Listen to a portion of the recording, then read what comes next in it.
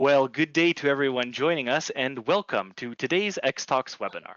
Today's talk is entitled eCOA Licensing and Screenshot Review, Best Practices for Faster Approvals. My name is Edward and I'll be your X-Talks host for today. At this point, I'd like to thank Mappy Research Trust who developed the content for today's presentation. Mappy Research Trust is a nonprofit organization that is dedicated to helping the entire scientific community build patient-centric endpoint strategies and to facilitate access to clinical outcome assessments, commonly abbreviated as COAs or COAs. With more than 30 years of experience in the field of COAs and with the online platform eProvide, which includes access to all COA services, along with databases on COAs, COA label claims with Pro labels, and guidance with Pro Insight, Mappy Research Trust is the preeminent source of information on COAs. Exclusive distributor of over 800 COAs, Mappy Research Trust is the most trusted name in the distribution of COA instruments. And now it's my pleasure to introduce our speakers for today's event. And for our speakers, go ahead and get your webcams up and running at this time. Our first speaker that we have is Aisling Curran, who has 18 years of experience in the biotech and clinical research industries, 12 years of which were dedicated to eClinical systems. In her current role within Mappy Research Trust, she oversees a global eCOA services team who are responsible for delivery of licensing, screenshot reviews, e-booklets, and eCOA library services. The eCOA services team also collaborates with other Mappy Research Trust experts to support COA developers, collaboration, scientific support, eCOA solutions, and linguistic validation. She is passionate about impacting the industry in meaningful ways and contributing to efficient study startups. Jack Hannigan is a senior project manager at Mappy Research Trust in Mappy Research Trust's eCOA services team. Since joining Mappy in 2021, Jack is responsible for leading delivery of screenshot review projects for Mappy's clients with an additional focus on eCOA best practices and process improvement. Jack has 6 years of experience within client services in the CRO industry and holds a master's in biotherapeutics and business from University College Dublin.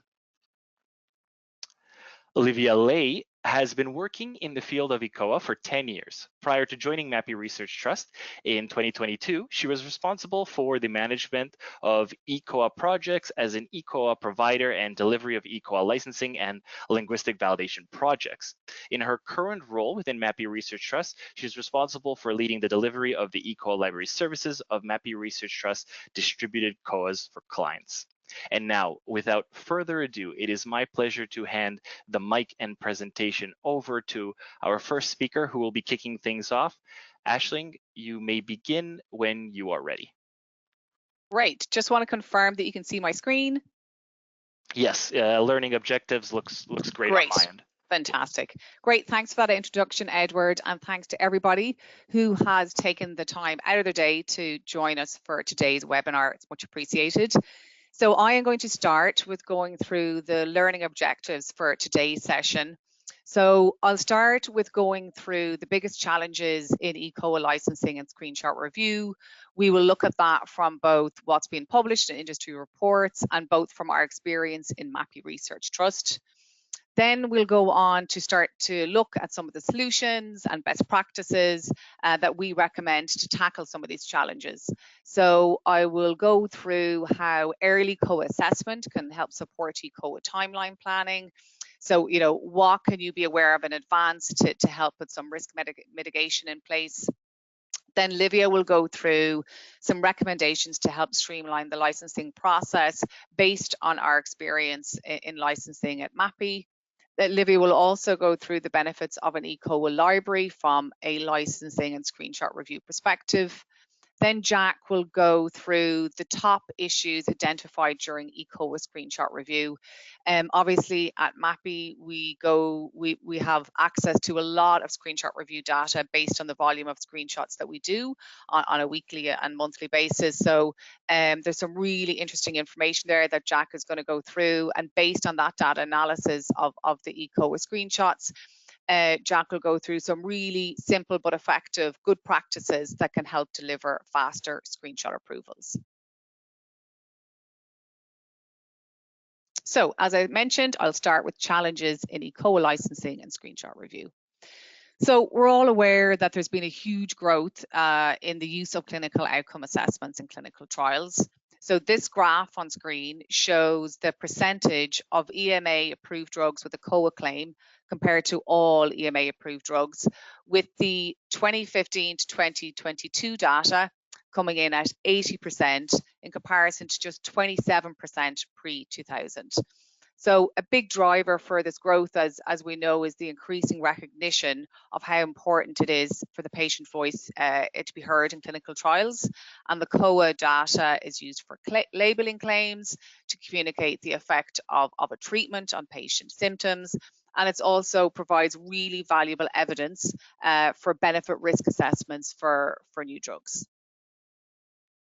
So alongside this growth in the use of eCOA claims, we're seeing also a parallel growth in the use of eCOA versus traditional paper administration.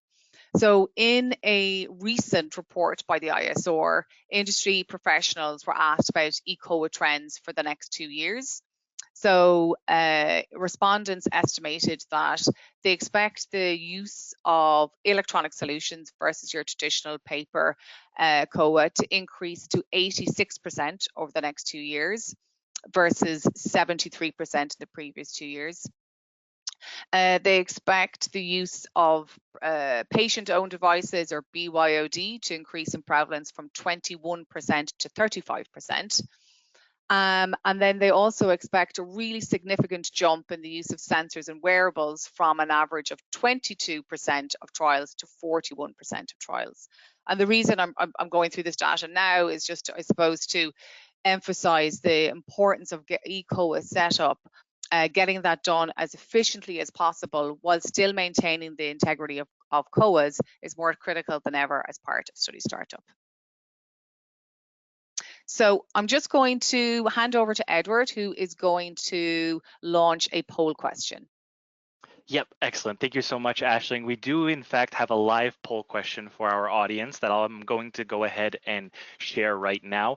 We wanted to ask our audience today, what are the biggest considerations for successfully running a clinical trial that uses eCOA? Or at least, what are the biggest considerations for you? Now, you can select more than one answer option in this poll, but we ask that you limit your selection to up to 3.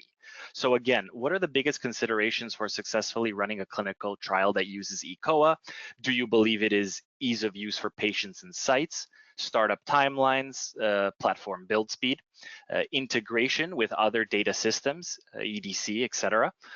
Is it continuous data monitoring for patient safety and or solutions to drive good patient compliance? And based off of those 5 voting options there, please select your top 3. So again, what are the biggest considerations for successfully running a clinical trial that uses eCOA? Or at least what are your top 3 of the 5 below? I'll give the audience a few seconds to cast their votes here. All right, excellent. It looks like most of you have in fact voted. I'll give a few more seconds in case you might want to switch something up, or if anyone hasn't voted just yet. Excellent, excellent. All right, well, thank you very much for all of you for voting there. Let's go ahead and close the poll and share the results. So Aisling, the most voted option that we have at 88% of those who voted ease of use for patients and sites. The second most voted option is solutions to drive good patient compliance at 60%. The third most voted option is startup timelines, platform build speed at 58%. And after that, continuous data monitoring for patient safety at 43%, and the least selected option, integration with other data systems, EDC, etc., at 33%. Very interesting results there. And with that, Aisling, I'll go ahead and pass it right back over to you. Perfect. Great. Thanks so much, Edward. So you just confirming you can see my screen again? Yeah, we can. Excellent.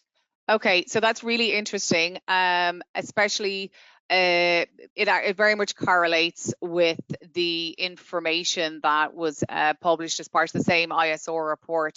So it's a very similar question was asked: which of the following eCOA or ePro related attributes is the most impactful on your ability to successfully run a clinical trial that uses eCOA or ePro.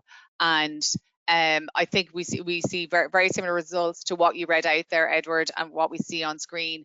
And again, for the context of this webinar, I think it was third on the poll and it's fourth here in the report.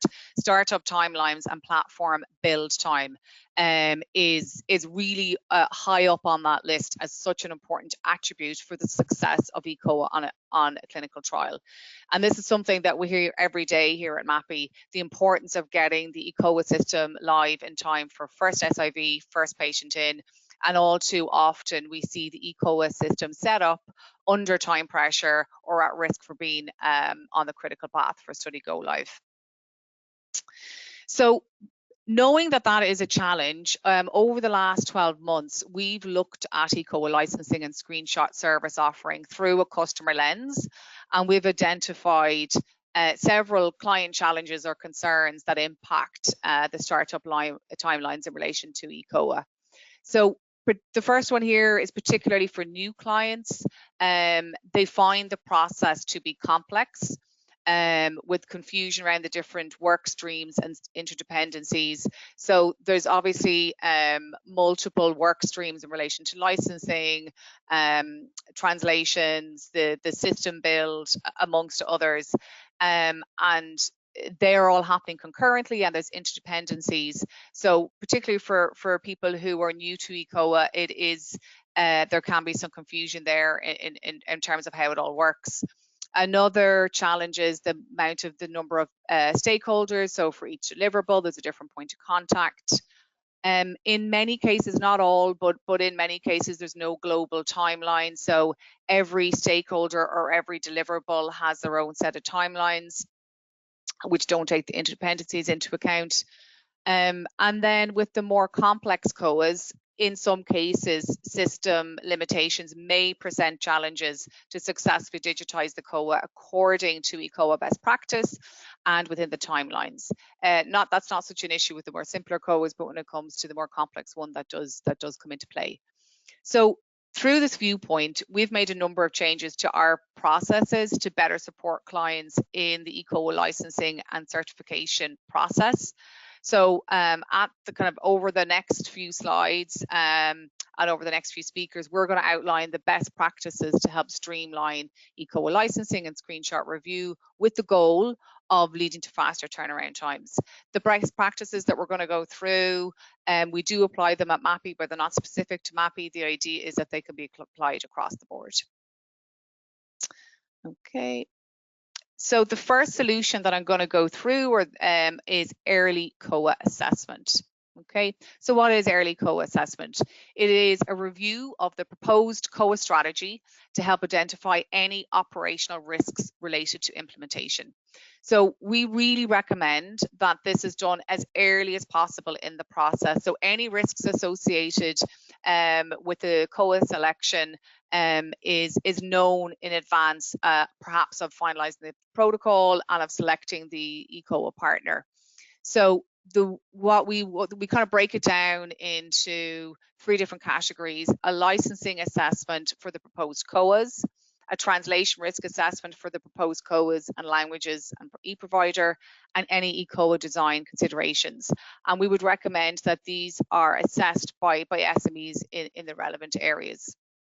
So the type of things that we would look at from a licensing point of view is, what are the expected licensing timelines? A lot of licensing can be done in 3 weeks, 4 weeks, 5 weeks, but there are some COAs that do take longer. For example, scales that are licensed through publishers can sometimes take longer than those timeframes. Are there any specific requirements or processes from copyright holders that we need to be aware of? For example, some scales have mandatory rater training, so that's something you would need to build into your planning if it is mandatory that anyone administering the COA would need to have documented rater training in advance. Some copyright holders would require payment before they release any deliverables. Another example would be some copyright holders have a preference to deal directly with the sponsor. So again, with any of those type of COAs with those very specific requirements, you might want to kick off the licensing process for them as early as possible. Another thing that we would look at, is there any requirements by the copyright holder to review the source English or the translated screenshots? The translated screenshot review by copyright holder is an exception, but it does exist. An example there would be the WOMAC scale. So again, it's being aware of that in advance and building it into your study planning. From a translation point of view, the type of risks we would look at there, is there any risks linked to the methodology? So for example, do any specialists need to be involved, for example a speech therapist? Is there any risk linked to the source COA? So for example, is there a mixed format with the source COA, a mix of text, tables and images? And is there any risks linked to the country or language selection? So is it a rare or complex language from a translation point of view? And then finally, from an eCOA point of view, we would recommend looking at the COA selection to identify any eCOA design complexities. So does the COA require any complex scoring or custom calculation? Are there any notification requirements? So for example, does the medical monitor need to be notified if there is an injection site reaction? And are there any custom report requirements? So for example, if patient eligibility is linked to the assessment outcome, that might require a custom report. So some of the more complex examples that I've given there, not all platforms would have the functionality to support those requirements. So that's something that would need to be taken into account in your eCOA platform selection. So by doing this, by having a look at the COAs and languages that are selected and assessing them from these three different angles, it gives you the opportunity to remove risk from the eCOA, because you can identify any risks and put some mitigations or workarounds in place. And it also allows you to factor in important elements like your eCOA platform selection as well. And it is important, in order to do that, it's important this is done early enough in the study planning life cycle that you have an opportunity to still make these decisions and put these risk mitigations in place. Okay, and on that note, I am going to hand over to Livia to cover COA license management. Thank you for Aisling. So before I move on, there is a poll question, so I'll hand it over to Edward to present the poll. Excellent. Thank you so much, Livia. So really quickly for our audience, I'm going to go ahead and launch our second and final poll of the day. So if you haven't had a chance to vote on the last poll, now might be a good time to do so. No pressure, of course. We want to ask our audience in this poll, in your experience, who is typically managing the COA licensing? And unlike the recent poll, this one is more standard multiple choice, where you can only select one option here. So in your experience, who is typically managing the COA licensing? And the voting options that we have provided are managed usually by the sponsor, do you find that it's managed by the CRO, managed by the eCOA partner, outsourced to a licensing provider, or do you find that it's a mix of all of the above? So we'll give the audience a few seconds just to cast their votes, or perhaps if they want to change it from one to the other, you can also do that. In your experience, who is typically managing the COA licensing? All right, it looks like most of you have in fact voted again here. Very much appreciated. Just a few more seconds for any final votes, but it looks like we're all good here. So let's go ahead and have a look at those results. All right, and Livia, it looks like the most voted option at 40% is a mix of the above. Then at 20%, we have, managed by the CRO is the second most voted option at 20%. Then managed by the sponsor, 18% of the audience of those who voted for that one. And outsourced to a licensing provider at 12%, and then the least selected is managed by the eCOA partner at 9%. So a bit of a mix there. Thank you everyone again for voting, and with that, I'll pass it back over to Livia for her part of the presentation. Great, thanks for that, Edward. So yeah, very interesting results there. And regardless of who's managing licensing for your studies, I hope the best practices I shared today can be applied to each of those approaches.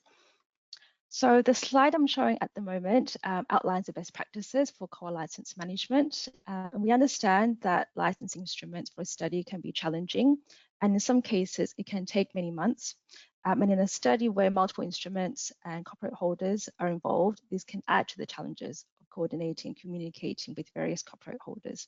So for this reason, we recommend using a centralized licensing expert to manage the licensing of all the instruments that's required for a study. So in terms of planning coordination, in a study that's using instruments from multiple copyright holders, and careful planning and coordination is needed, as the timelines and requirements for each copyright holder can be different. Therefore, having a centralized licensing expert to coordinate the licensing activities across all the copyright holders will help to plan your activities effectively. And for studies where you have multi-languages, multi-countries, and where linguistic validation is required for an instrument, it's important to work closely with your translation vendor because the linguistic validation can take 4 to 8 weeks per translation. Therefore, the translation gap analysis needs to be completed as early as possible for you to initiate the work. Also, having a good relationship with copyright holders and a working knowledge of their requirement is important, as some copyright holders have very specific or strict requirements for electronic use. For example, some copyright holders will require a screenshot review of this review and approval of the screenshots, which can add to the timelines. Therefore, working with a licensing expert to help you navigate your potential challenges, to help communicate between the different copyright holders and the client and mitigate any risk will help to keep your study on track. In terms of early licensing, in our experience, licensing can take up to 6 weeks to complete, and typically the core design and build and any translation work cannot start until the licensing agreements are in place due to copyright requirements. Therefore, it's important to ensure that your licensing starts as early as possible to avoid study delays. And also often we do see that licensing can start at the same time as the eCOA design and build, which then immediately puts timelines under pressure. And we understand that executing a license can take time. Therefore, where possible, we do recommend having a master license agreement or an annual license in place with the copyright holders. And this will deliver efficiencies by reducing the lead time for a study-specific license.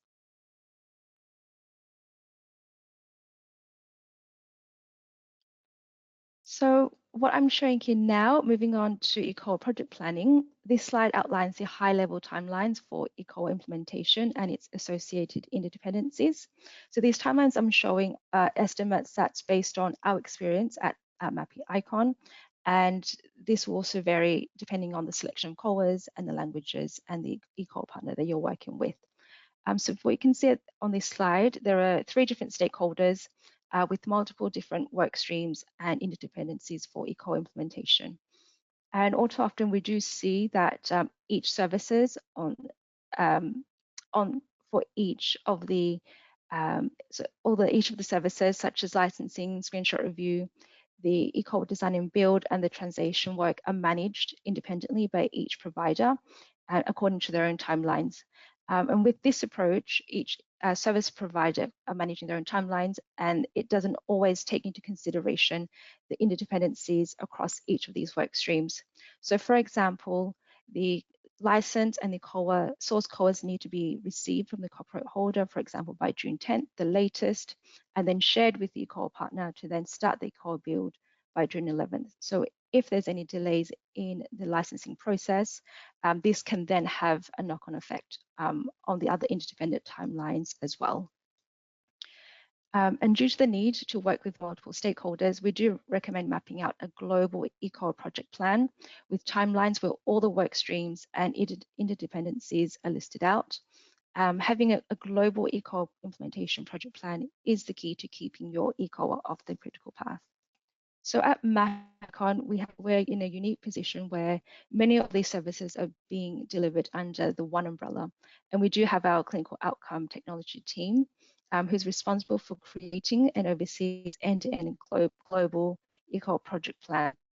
So even outside of MAPI and ICON, where you may be going to various service providers for these different services, having a dedicated project manager who's responsible for creating and overseeing this project plan will ensure that each of the work streams are coordinated and will deliver success for your end-to-end eCOA delivery.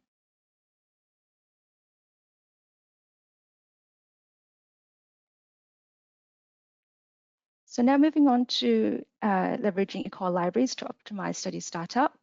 Having an eCOA library in place where you have pre-built and pre-approved versions of an eCOA library and their accompanying translations will optimize study startup by reducing some of those challenges and steps that was previously outlined in terms of licensing, translation work, the eCOA build, and the screenshot reviews. So once a COA has been built and approved for eCOA library use, it can then be readily available for study reuse. So if you're leveraging an eCOA library, this will increase the efficiency for the eCOA partners by eliminating the need for them to rebuild and repeat the screenshot reviews of the source English version, as well as translations. And in some cases, if a study is using COAs that's already available in the library, this can improve project startup timelines for both the eCOA partner as well as the sponsor. And when you have pre-approved screenshots available from the eCOA library, the sponsors can efficiently plan their regulatory submissions as well to optimize their study startup. And lastly, but most importantly, using the eCOA library means that the screenshots remain consistent and that they develop according to the copyright holder's requirements, as well as the latest or current industry best practices.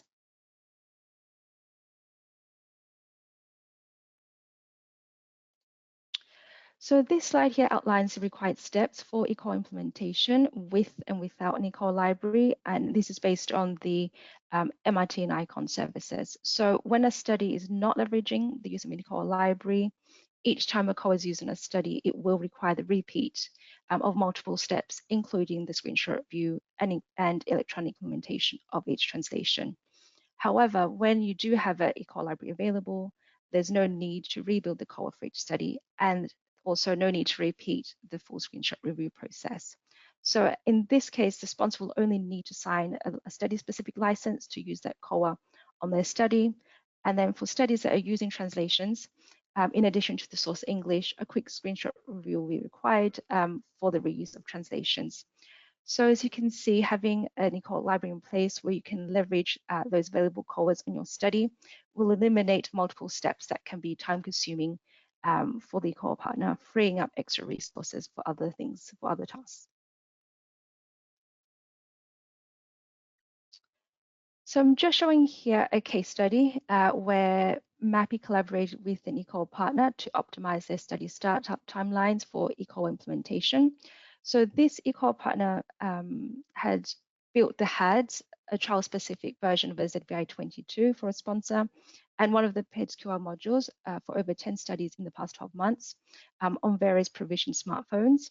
And they were coming under increasing pressure from to reduce their timelines for study startup. So they came to MAPI for a solution.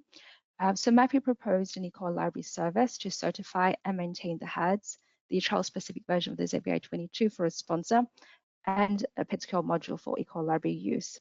So this partner has a sponsor that was reusing a child-specific version of the ZBI-22, and with permission, they were able to include this into the library for that sponsor studies.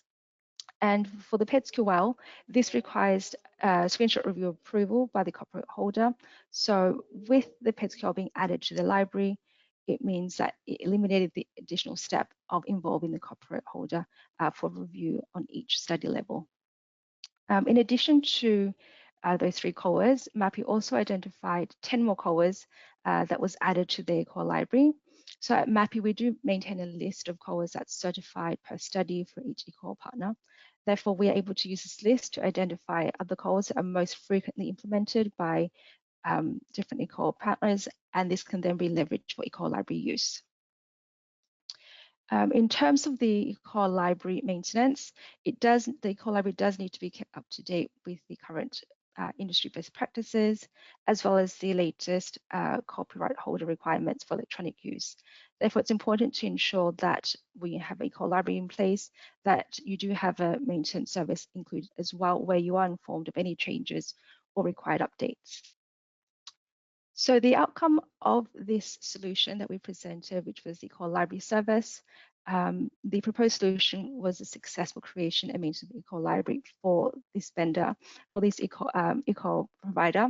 And they have now 13 calls in English US that's readily available for regulatory submissions and for reuse across different sponsors. So in terms of time saving, the eCOA library eliminates the time required for rebuilding per COA, and approximately 6 weeks of the repeat screenshot review per COA. So now I will hand it over to Jack.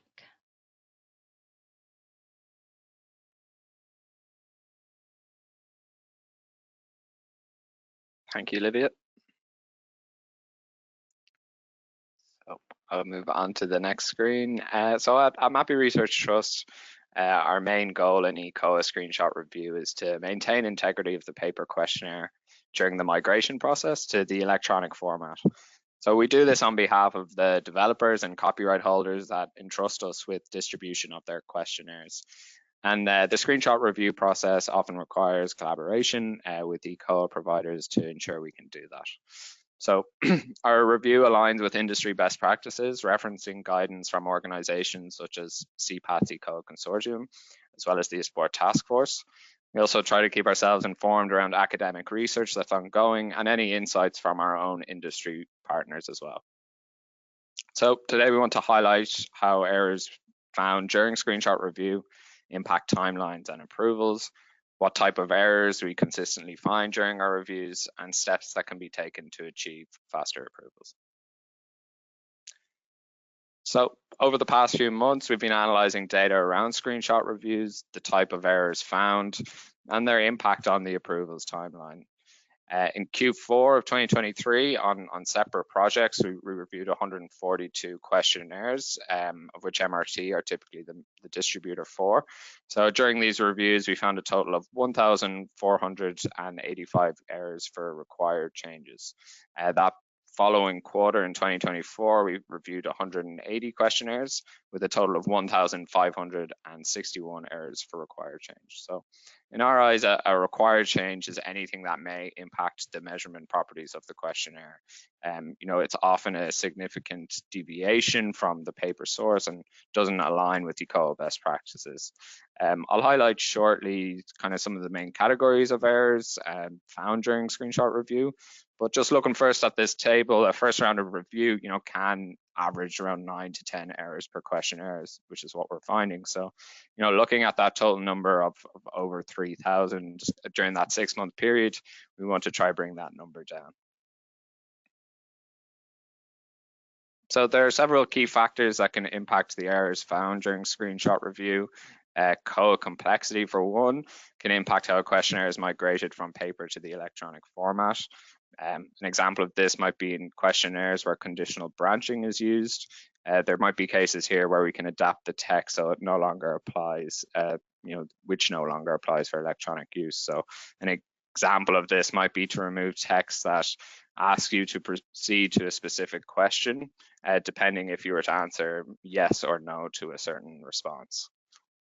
So eCOA providers or project managers in CROs or sponsors should consult with the copyright holder or distributor at an early stage of the design process, and ultimately ensure all parties are aligned on a specific approach.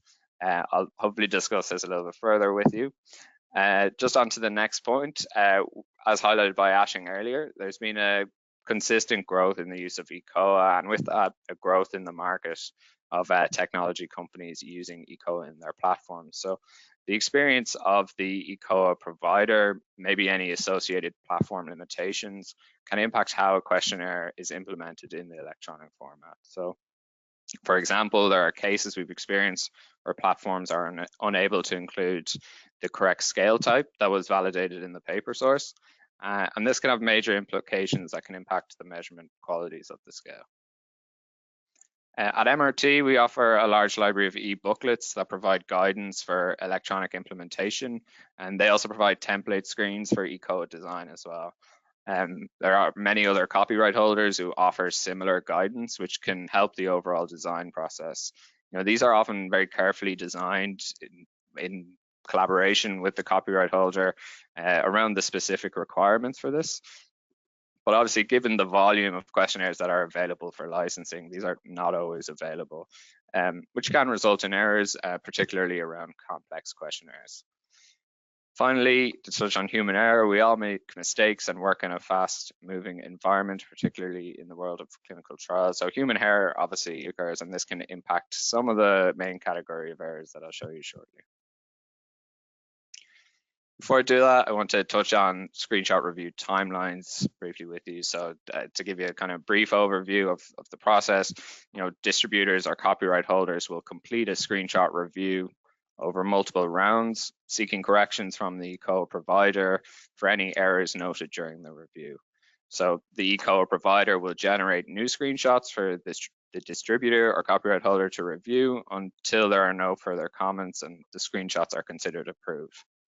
As you can see in this chart, there's a pretty straightforward relationship between the number of rounds of reviews and the timelines for approval. So as you can imagine, as rounds of review increase, so does the timeline for approval.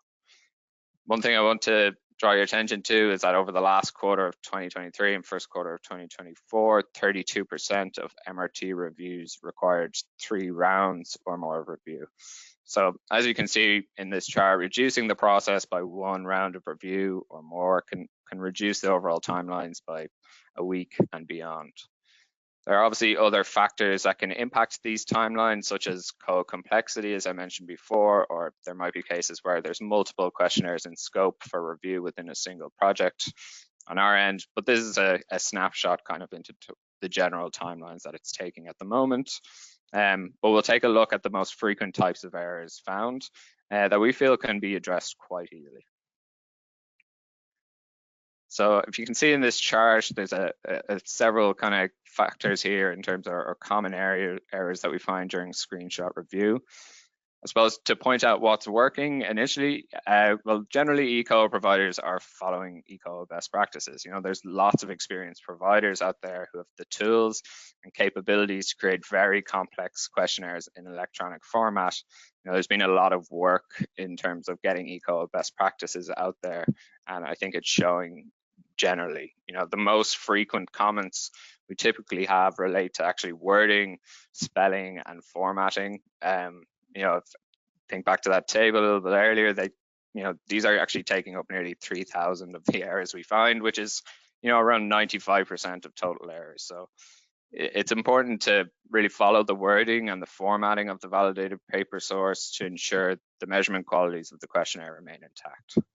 So looking at changes in wording, although changes in wording are appropriate for electronic adaptation, other changes are typically not accepted. So questionnaires undergo rigorous validation testing in participant populations, and any changes to this could impact the participants' understanding of the questionnaire.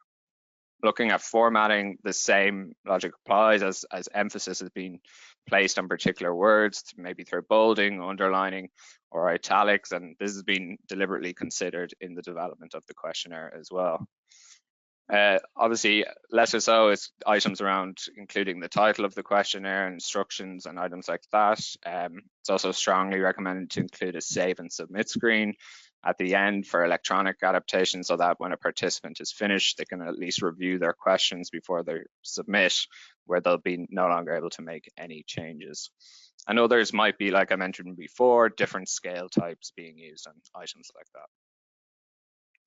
So looking at the key factors from earlier that I mentioned, and these ones here, you can see errors occur related to wording or formatting, regardless of the questionnaire complexity, the eCOA provider capabilities, or if electronic guidance is available. As shown in the previous slide, the addition or the difference in additional round of review can impact work streams on the eCOA provider side, the sponsor side, obviously the copyright holder end as well. So it's in the best interest of the trial, the participants, to ensure we reduce these errors around wording. So we have some pretty straightforward and simple checks that can be completed to reduce errors related to spelling and formatting. I know this might seem obvious, but always proofread your screenshots before sending them for screenshot review. Like I said, it's a pretty straightforward step, but if you think back to that first table and the 9 to 10 errors found in the first round of review, if all those are related to spelling or formatting, then realistically you can achieve approval in one round of review. So copyright holders or distributors such as ourselves can't approve screenshots with any typos included. As I said, don't make any wording changes outside of those required for electronic administration. I'll just say briefly, MAPI Research Trust are a member of CPAT's eCOA consortium, who published a really excellent, extensive article around ePro best practices this year. If you haven't already, we would encourage anyone in the eCOA space to take a look at this article, which you can find on their website. But this article indicates and references that changes in wording are accepted as long as they are appropriate for electronic use. For example, asking respondents to select or choose a response is more appropriate than circle, as you would see it on the paper format. So faithful migration should not involve any other changes to the measure's wording, such as to the item stem, the recall period, and response options. So looking at those first 2 points, I think it's good to reiterate that approximately 50% of the errors that we're finding in our reviews are attributed to typos and changes in wording. One other thing I'd say is just we would highly recommend that you engage early with the copyright holder or distributor as early as possible. Check with them if there's any requirements that they have for electronic implementation.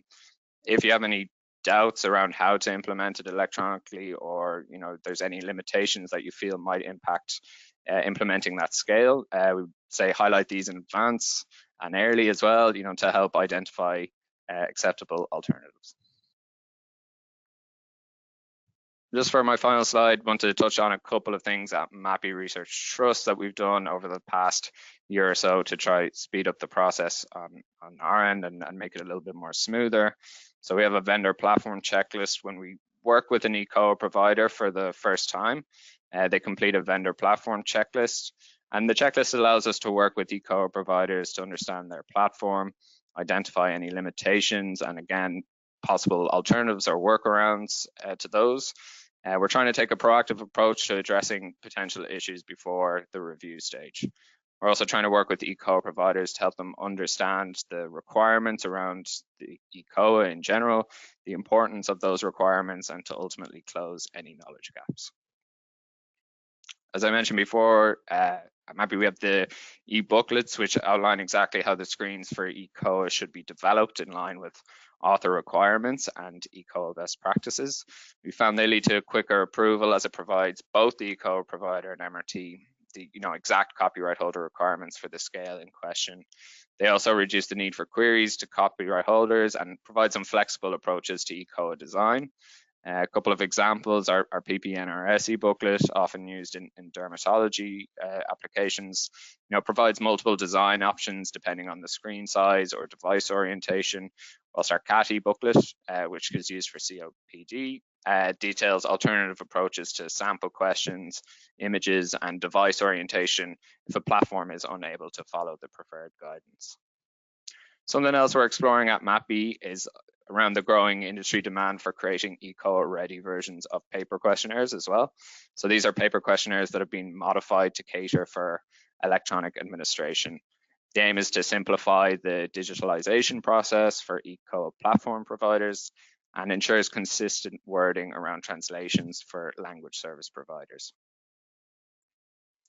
Then finally, just around screenshot review, our screenshot review comments align with what we have in our e-booklet and eCOA best practice as well. We've now classified our comments as required or recommended, allowing for a more focused approach on ensuring essential changes are prioritized during the review. Although our recommended comments are not mandatory to follow, their aim is really to promote standardization of eCOA migration across industry. and help us hopefully provide some gentle recommendations and work closely with eCOA platform providers in working on improving that standardization. So that's the end of my slides. I'll hand it back to Aisling to round things off.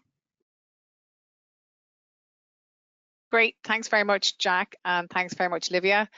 That concludes our presentation for today. So Edward, I'd just like to check in with you to see if we have any questions that the audience would like us to answer. Yeah, absolutely. Thank you so much.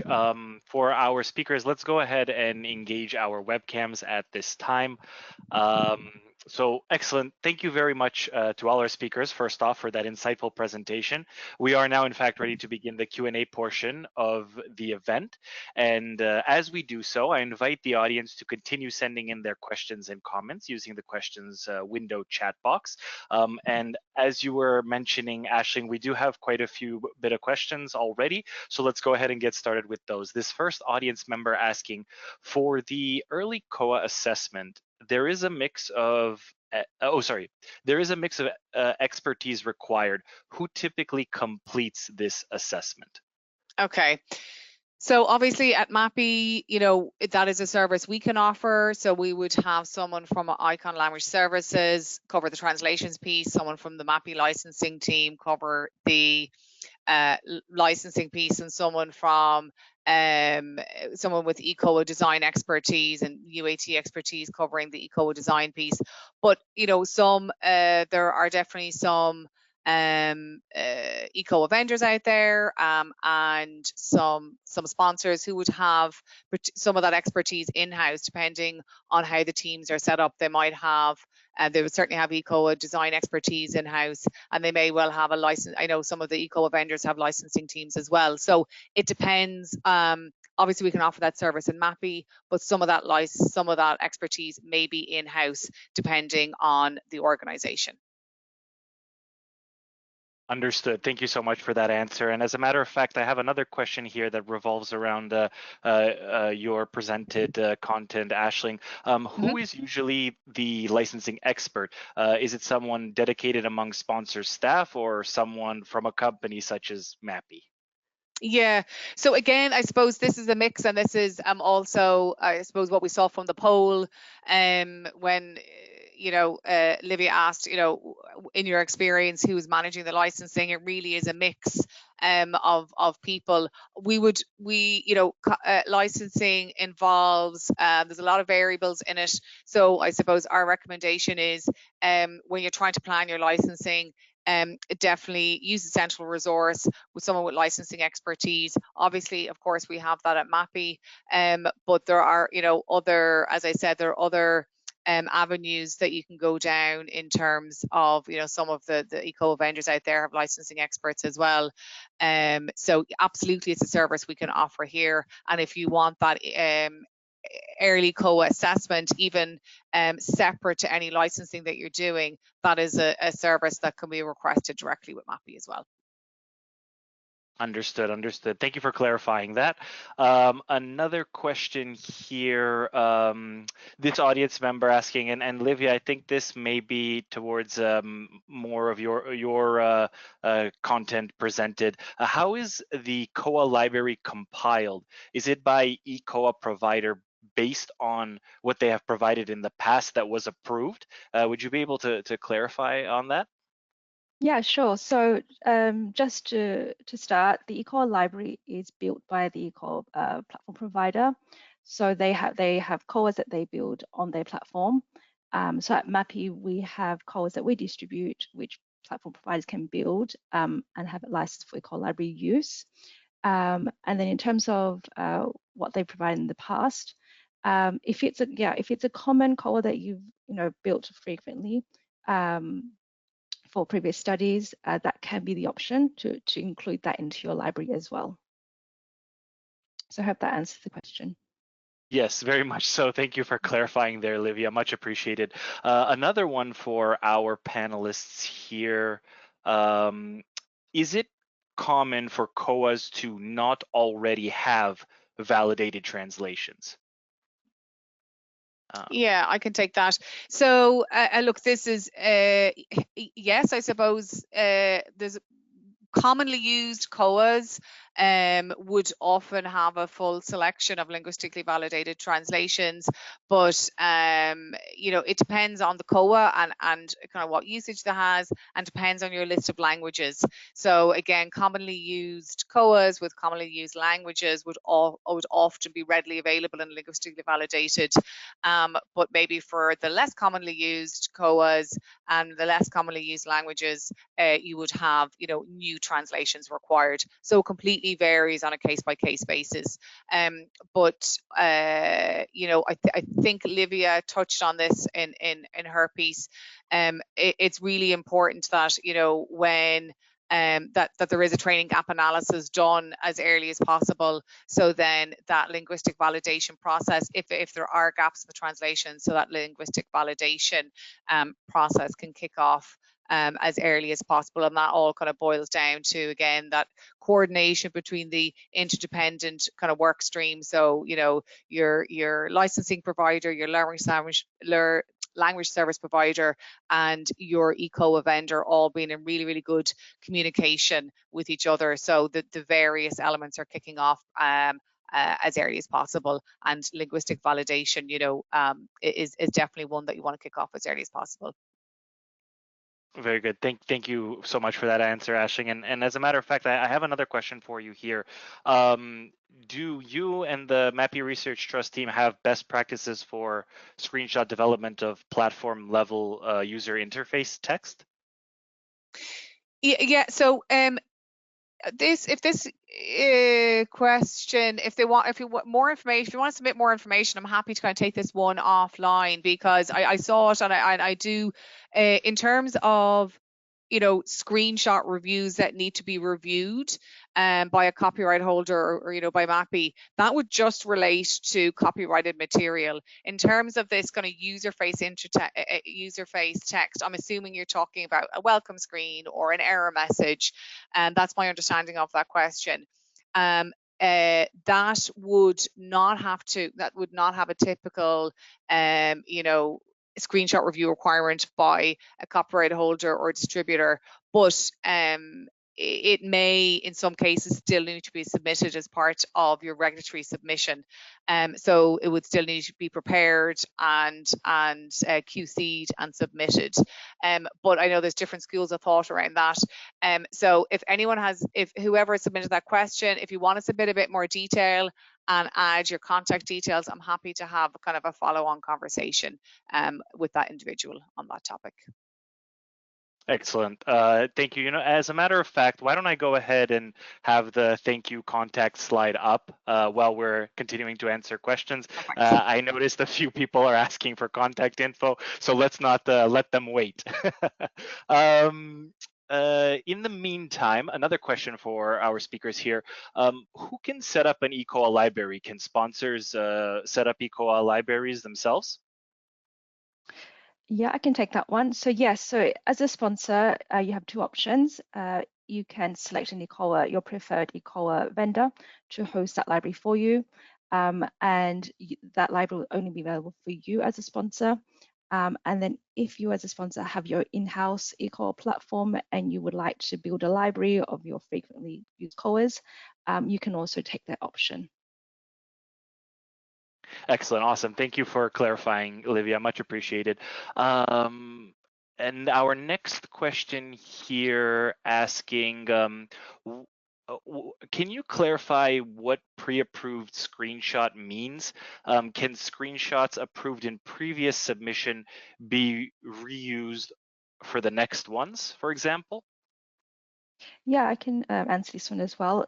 So when we say pre-approved screenshots, typically a vendor or eCOA vendor will select COAs for the eCOA library and will go through the full screenshot review. So they will build the COA, MAPI will do the screenshot review, and then it's approved for eCOA library use. So that's what we call pre-approved. So once it's in the library, it can then be reused for any study with sponsors. And in terms of adding or using COAs from previous studies into your library, That can be an option. It depends on when that particular COA was approved. If it was approved within the last 6 months, we can look at the option of not having to repeat that process. But if it was approved maybe more than 12 months ago, sometimes e-booklets get updated, sometimes eCOA best practices are updated, etc. So it would really depend on that COA and whether it's up to date or not. Understood. Thank you for clarifying that, Livia. And as a matter of fact, I have another question for you here. This audience member asking regarding the eCOA library, are you referring to a library provided by MRT or a library built by the eCOA provided with screenshots reviewed by MRT? Can you clarify that? Sure, that's a common question we often get. So at MAPI, we don't have an eCOA library that we offer. What we do offer at MAPI is an eCOA library service, where we allow the eCOA provider to license MAPI distributed COAs and build them into their library. So it's the eCOA platform provider or eCOA vendor who have the platform, who is building that library and then using it for their sponsors. Understood. Excellent. Thank you for clarifying that. And again, thank you for our speakers. We have a bit more time here, so I'm going to be a little bit greedy and squeeze in a few more questions here. This next audience member asking, is special permission needed to add a COA to a library? And what about sponsor or trial specific versions of COAs? I do apologize if that was already asked, but I'll just go ahead and throw it in again, maybe for emphasis. Yeah, that's fine. So yes, to add a library, a COA to your library, you will need specific licensing in place. And if that's with MAPI, you'll need to sign a specific license that gives you permission to host it, as in the eCOA library version. And then for child-specific versions, yes, but we will need to firstly obtain permission from the copyright holders, making sure that they are allowing specific child versions to be used widely across studies, because typically sponsors may ask for changes for one particular study and it gets approved on the study level. So if they want to add it on a library level to be used across different studies, we do need that additional permission as well. I see. Thank you. Here's another one, another good one here, I think. From the data you presented, I can see that COA wording changes is one of the highest errors. For this particular individual, we are often asked by the sponsors to make changes to COA wording. How do you recommend we handle these requests? There, yeah, I was on mute. I think I can handle that one. So, Okay. yeah, Thank you, similarly Jack. as before, we'd recommend this is flagged as early as possible to allow time to get approval from the copyright holder or developer in this instance. So, for example, changes to recall period can be quite common, and these are still typically accepted by the author, but it can become an issue sometimes when this request comes in at the screenshot review stage, when turnaround times are a bit critical, and we're hitting that critical path part of study startup. I see. Thank you for clarifying, Jack. And we are running close to the end of the hour here, so I want to be mindful of everyone's time. I'm going to ask one final question, if I may, and then we'll probably call it for the Q&A session. This is an interesting one here. I recently received an SSR report from MAPI with comments, and they weren't divided into required and recommended. Do any of you know why this may have been the case? Yeah, so I'll take this one again. Yeah, so this is I might have mentioned, it's a more recent change to our review structure that we've made. We're glad to see that we're seeing some early improvements in this area already. In certain cases, we're seeing reduction in project turnaround times by up to 6 days, business days, compared to previous cases with the same rounds of reviews. So, looking at that chart in the presentation around timelines, that's something that we're working on as well to try bring down. And yeah, we're collaborating as best we can with the eCOA providers and people that we work with, and we're hoping to see some positive changes there. Excellent, excellent. That's very good to hear. Well then, thank you so much for that answer, Jack. And as a matter of fact, thank you to all of our speakers for those answers. Greatly appreciated. And likewise to our audience, thank you so much for those wonderful questions. Now, please join me once more in thanking our wonderful speakers for an excellent presentation. Aisling, Jack, Olivia, thank you so much. We hope you found this webinar informative, and we wish all of you a great rest of your day. Have a great day, everyone.